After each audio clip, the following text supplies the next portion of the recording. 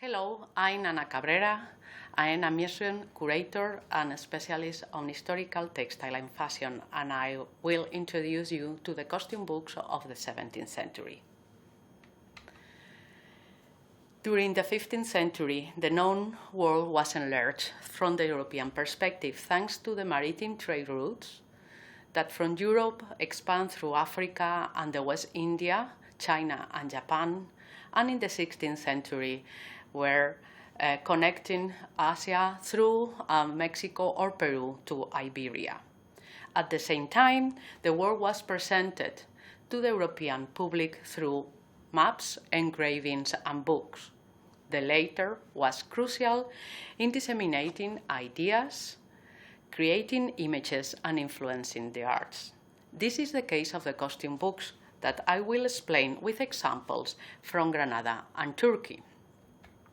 The origin of the costume books can be traced on the early drawings by Albert Dürer or Giovanni Bellini by the 1480s.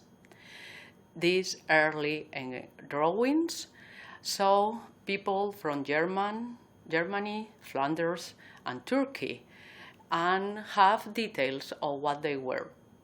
Also, these early drawings can be seen in the manuscript by travelers, as the one by the German Christoph Weidich, that you see here on your right hand, that was made during his travel to Iberia in the early 16th century.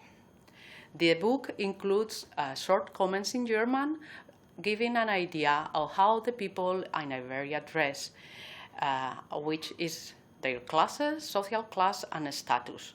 Also have the early depiction of the natives from the Americas.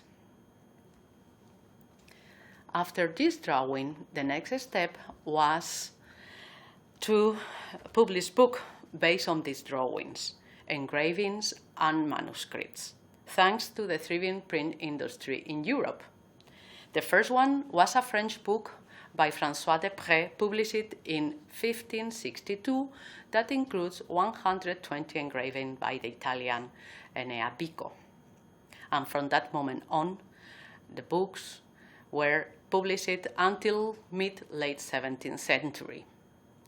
Being the most popular one, the known Abiti of the Antichi e Moderni de tutto il mondo, that was published in Venetia by Cesare Vecellio, having a first edition in 1590 and the second one in 1598 that you have here a page. It have more than 500 engravings showing different garments and people worn by the people from the worn by person worldwide.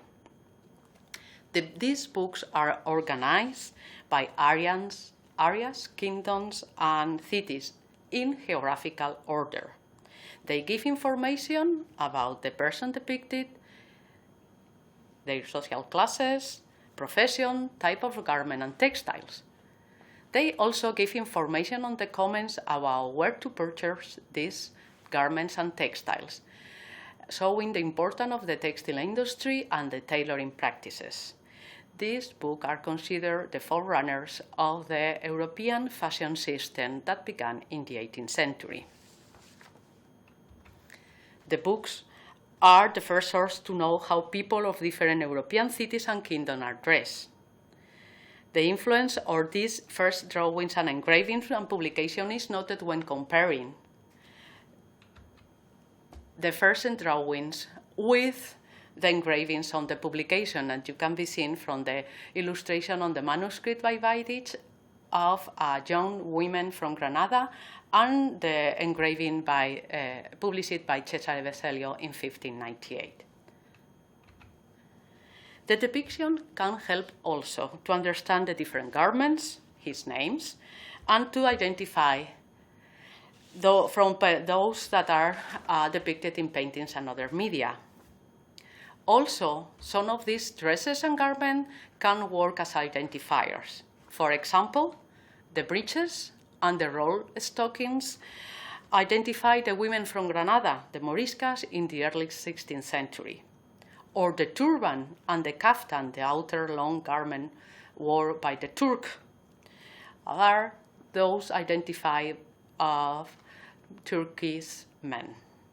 This simplistic image was reproduced through by painters and other artists, not only in the costume books, also were used as propaganda on the war against the Ottoman Empire and the Morisco wars in Iberia, identifying the enemies of the Catholic monarchy.